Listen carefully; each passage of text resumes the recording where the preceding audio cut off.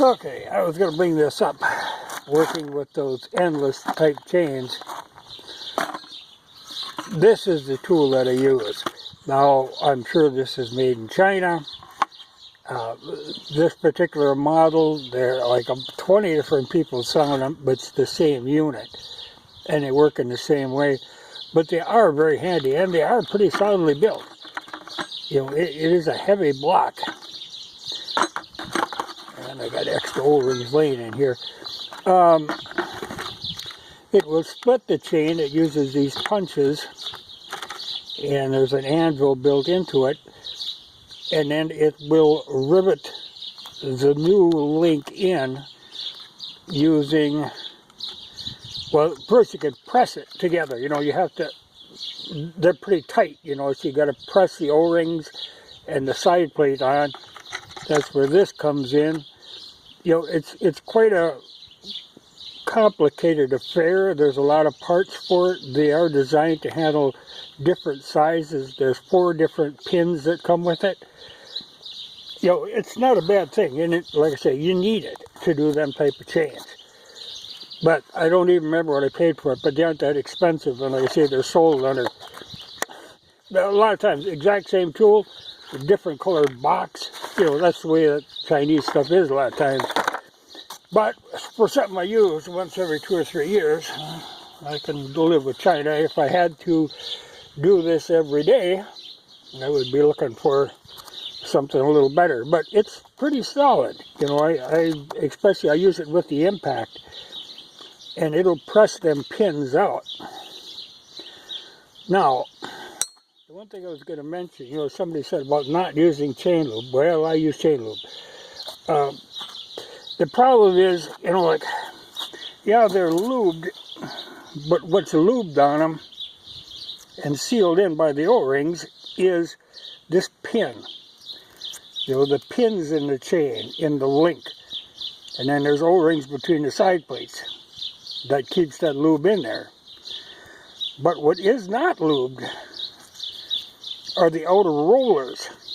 You know, because a roller chain, although, you know, the grease in there is fine, it keeps the chain from stretching, you will wear these rollers out where they run against the sprocket, because they are constantly hitting that sprocket, especially when your sprockets start wearing down, like this one is. You see that hook in it that causes that roller to spin every time it goes over it. You really, you know, I don't know what the theory is. Most people about lubing these, I know I would not run them without lube on them. You have to make sure and get a lube that will not deteriorate the O-rings. You know, that would cause water to get into the pins.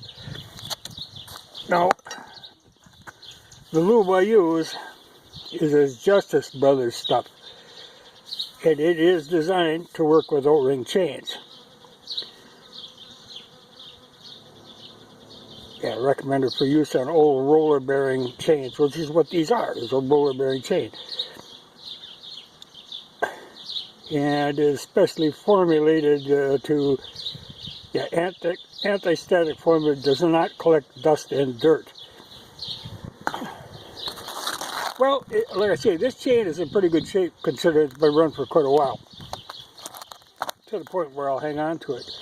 But you can start to see, like right there, you can see a little, there's scuffing on that roller. You know, that's from when things wear down.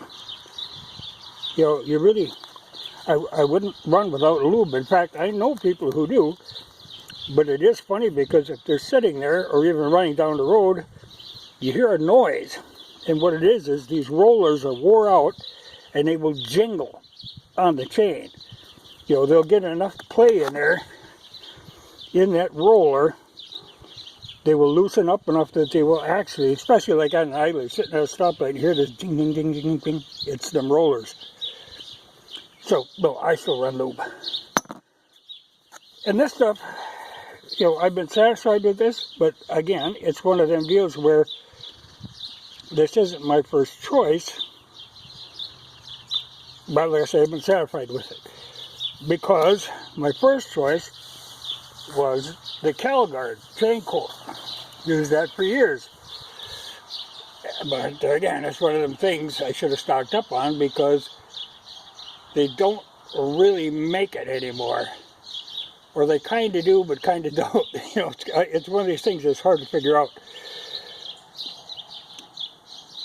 You know, they were big back in the 70s, up to the 80s. Then they changed their name from CalGuard to KG Industries. They make a fantastic line of lubricants and dry film lubricant coatings. They used to sell, in fact I might even have a couple cans of this stuff, a film coating called piston coat and one called gear coat. You know, to put on like your transmission gears, it would fill every little micro pore in them. You know, it was kind of cool stuff. And the same with the pistons. I had a piston that I ran in a 500 that ran hard for a lot of miles, and I pull it out and it still has a layer of that piston coat on it. So the stuff is good.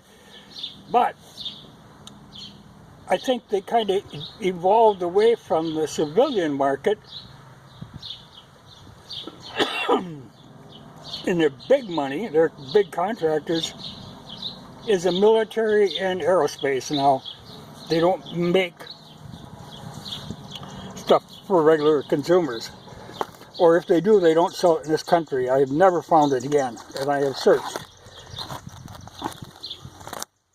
They do make, and they've always made this, a product called Gun Coat. And I think that's very similar to what when people do their Duracoat stuff, you know. But there again, it's kind of went to be all military and, you know, the aerospace industry. But I really feel the need. You know, a lot of people, if they can get away without lubricating their chain, ooh, keeps the bike cleaner. Well, I don't really care. I want my chain to last. So I lubricate. O-rings or not, because they say O-rings, you know, all it's doing is sealing that grease in this pin. You know, there's an O-ring goes here, and one goes here, and that locks against the side plate. So they lock tight. But there is nothing lubricating that roller. That's where the gear lube, or the chain lube comes in. But, you know, it's messy, dirty, like this stuff, it foams. You put that on, she's all over the place. But then it dries to be really tacky. You know, it doesn't fly off. It's thin enough to get in those rollers, but once it dries, it's just like a grease. You know, because this has been lubed many times.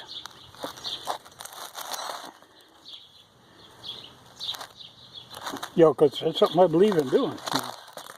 And this, I see, I couldn't remember what chain it is a JT, which is the same company that made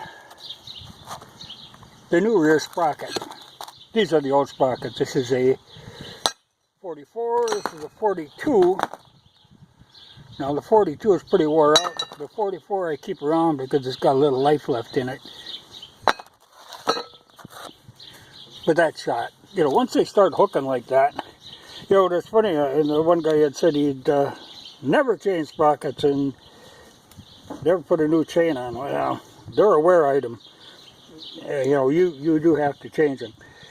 I have seen bikes where the sprocket has been so wore that the teeth were gone and would start jumping the chain.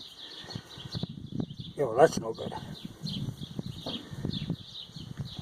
But some of them are very hard to change, you know, sprockets. Like on the old Harley 74s, you had to pull everything apart, the whole inner primary to get at them, so people ran them until they were just rounded off. But that's not a good idea. on something like that, if you break a chain, if your sprocket's actually bad enough that you break a chain, you can pile that chain up and blow your transmission case. You know, so yeah, you change them when they need to be changed.